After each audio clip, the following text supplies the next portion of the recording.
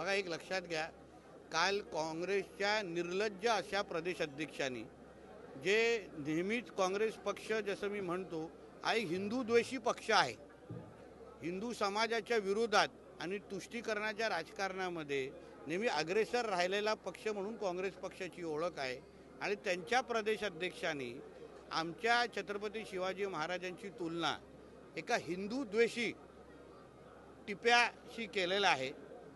हिंदवी स्वराज्याची स्थापना म्हणजे हिंदू समाजाच्या संरक्षण करण्यासाठी स्वराज्याची स्थापना ही आमच्या छत्रपती शिवाजी महाराजांनी केलेली होती. आणि त्यांची तुलना ज्या टिप्याशी हे लोक करतायत त्या टिप्याचा इतिहास या सकपाळनी वाचला आहे का?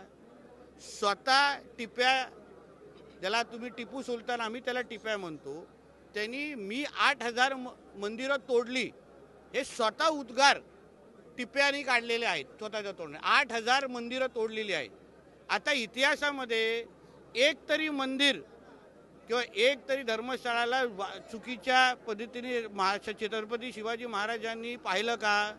उलटं तोडलेली मंदिरं उभं करण्याचं काम स्वराज्यामध्ये छत्रपती शिवाजी महाराजांनीच केलेलं आहे. जे इस्लामीकरण मोठ्या प्रमाणामध्ये सुरू होतं त्याच्या विरोधात छत्रपती शिवाजी महाराजांनी हिंदवी स्वराज्याची स्थापना केली.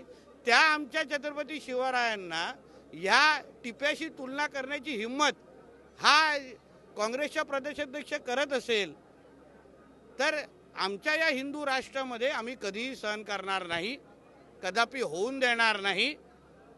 आणि म्हणून त्यांना हे कडक इशाराच आहे की परत अशी कधी हिंमत केली तर शिवाजी महाराजांचे मावळे त्यांना महाराष्ट्रात फिरणं त्यांचं अवघड करून टाकतील, मुश्किल करून टाकतील. आणि म्हणून परत अशा पद्धतीची हिंमत या मुघलांच्या आणि टिप्यांच्या जे काही त्यांच्या जे पिल्लावळ आहे ना काँग्रेसच्या नावाने, त्यांनी करू नये एवढं धमकीवजा इशारा मी त्यांना देतोय. गुन्हा देखील दाखल झाला, दाखल झालाच पाहिजे. कारण का टिप्यांनी आमच्या हिंदू समाजाच्या विरोधात सर्वात जास्त धर्मांतर हिंदूंचं ह्या टिप्यांनी केलेले आहेत. त्याची तुलना तुम्ही शिवाजी महाराजांबरोबर करता? अरे शिवाजी महाराजांचा काय इतिहास होता? शिवाजी महाराजांनी हिंदू समाजासाठी काय केलेलं होतं? छत्रपती संभाजी महाराजांनी काय केलं होतं? आणि तुम्ही कोणाबरोबर त्याची तुलना करताय?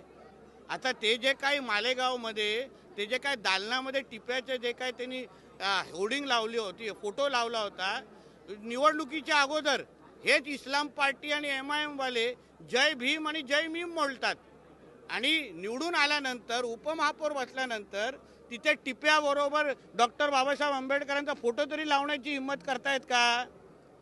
म्हणजे ह्या सगळ्या गोष्टी ह्यांचे जे काही जिहाद करण्याचा जो काही इथे प्रयत्न आहे, इथे हिरवकरण करण्याचा जो प्रयत्न आहे, इस्लामीकरण करण्याचा जो प्रयत्न आहे, तो योग्य वेळ ओळखून या हिरव्या सापांना इथे ठेचण्याचं काम आमच्या देवाभाऊचं सरकार निश्चित पद्धतीने करेल एवढं मी विश्वासाने सांगतो.